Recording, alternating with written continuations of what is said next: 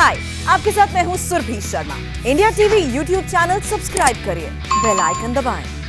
भारत का समुद्र मंथन तो आपने देखा, अब आपको हम संकट में घिरी कांग्रेस पार्टी का चिंतन दिखाते हैं। बंगाल में कांग्रेस ने अपना वजूद बचाने के लिए पीरजादा अब्बास सिद्दीकी के साथ हाथ मिलाया, तो असम में बदरुद्दीन अजमल से गठबंधन की तैयारी है। केरल में पहले से ही मुस्लिम लीग और जमात इस्लामी का सहारा है। 5 राज्यों के विधानसभा चुनाव में पार्टी की साख दांव पर है और सेक्युलरिज्म का दावा ताक पर है। घर के अंदर ही सिर फटोल जारी है। देश के सियासी नक्शे पर कांग्रेस जिस तरह सिमट रही है, आशंका यह है कि सत्ता के इस सेमीफाइनल के बाद वो सियासी मैदान से बाहर ही ना हो जाए।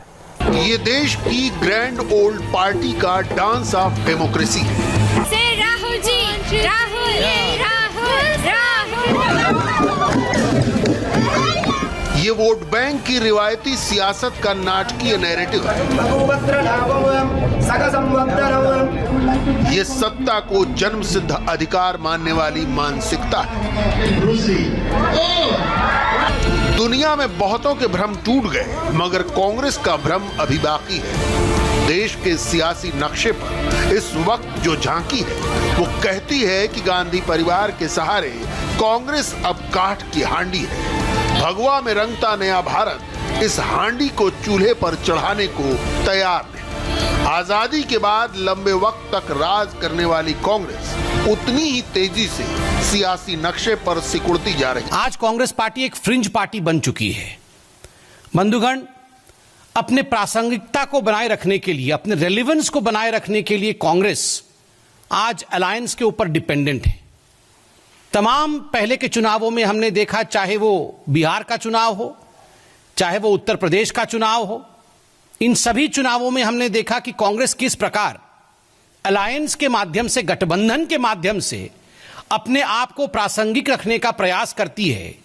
जो नाव उनकी ऑलरेडी डूब चुकी है, किस प्रकार वो उभरे, इसकी कोशिश में कांग्रेस पार्टी रहती है। सूबा दर सूबा कांग्रेस की सत्ता का चिराग बुझता जा रहा है, मगर गांधी खानदान के चश्मो चिराग मोदी विरोध की अंतहीन रट पर कायम है। जब देश मोदी की शक्ल में एक सख्त और मजबूत पीएम देख रहा है, गांधी परिवार फिर देश को सॉफ्ट पावर बनाना चाहता है। इस सियासत का सिद्धांत व्यक्ति विरोध तक सिमट गया है। एजेंडा एक ही है, मोदी से नफरत, तभी कांग्रेस के साथ। मोदी जी के प्रति कांग्रेस के जो 4 नेता हैं परिवार के, उनके मन में जो नफरत है, मोदी जी को नफरत करते करते ये देश के खिलाफ भी बोल जाएंगे। मोदी जी को नफरत करते करते ये इस आलम पे पहुंच गए हैं, इस हालत में पहुंच गए हैं कि अगर उनके नेता भी मोदी जी के अच्छे कामों को सराह देंगे तो ये अपने ही नेताओं के खिलाफ सड़कों पर उतर जाएंगे। तो एक ही एजेंडा है कांग्रेस पार्टी का, hate Modi, that is all. Ghulam Nabi Azad का इतना विरोध सिर्फ इसलिए कि उन्होंने मोदी को जड़ों से जुड़ा कह दिया। आजाद का पुतला जलाना और अपमानजनक अल्फाज इसलिए कि मोदी आजाद के रिटायरमेंट पर भरे सदन में भावुक हो गए। आजाद ही नहीं, कांग्रेस का पूरा G23 ही अब 10 जनपद के निशाने पर है। आला कमान के इशारे पर बंगाल कांग्रेस के अध्यक्ष अधीर चौधरी आनंद शर्मा के क्रेडेंशियल्स पर सवाल उठाते हैं। पूछते हैं, आनंद शर्मा का बिग बॉस कौन है? वो किसे खुश करना चाहते हैं? मैं राजनीतिक संवाद में सभ्यता की महत्व देता हूं। सभ्यता को,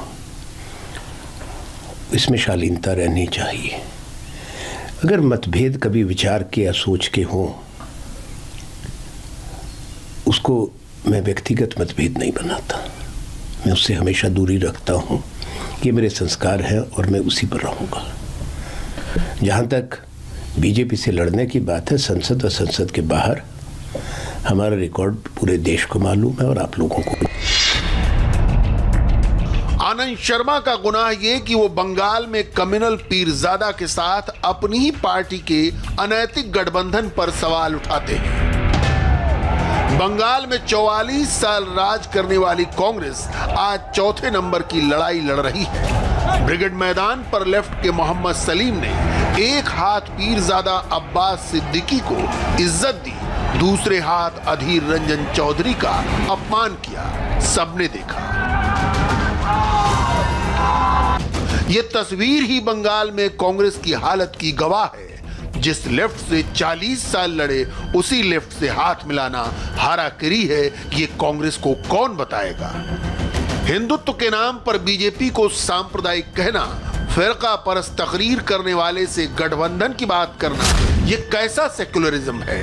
क्या मौजूदा बंगाल इस सच्चाई को समझ नहीं रहा?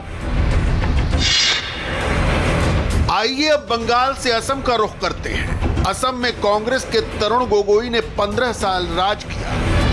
आज वहां सत्ता में वापसी के लिए कांग्रेस बदरुद्दीन अजमल से हाथ मिलाने को तैयार है।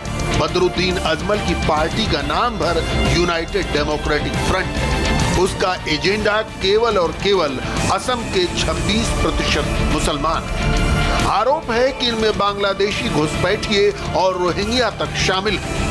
अजमल पर मुंबई तक लोगों को दंगों के लिए उकसाने के आरोप हैं। क्या असम के लोग सेकुलरिज्म के अमामे में छिपी इस सांप्रदायिकता को समझते नहीं हैं? क्या गौरव गोगोई की शक्ल में उन्हें परिवारवाद नहीं दिख रहा है? क्या इसी परिवारवाद का विरोध करके हेमंत विश्व शर्मा बीजेपी में नहीं आए? आज हेमंत के हाथ में बीजेपी के पूरे नॉर्थ ईस्ट अभियान की कमान। अब दक्षिण में तमिलनाडु, पुडुचेरी और केरल की बात कर लें। पुडुचेरी में चंद रोज पहले ही कांग्रेस सरकार गिर गई। Oh my God!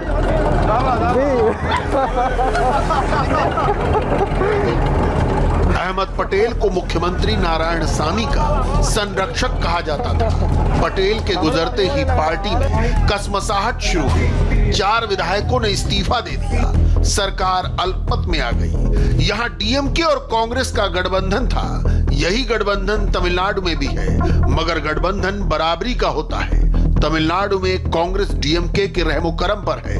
केरल में जरूर वामपंथियों के एलडीएफ के मुकाबले कांग्रेस की अगुवाई वाला यूडीएफ फाइट में है, मगर लेफ्ट से लड़ने का असमंजस केरल में कांग्रेस की बत्ती गुल नहीं करेगा।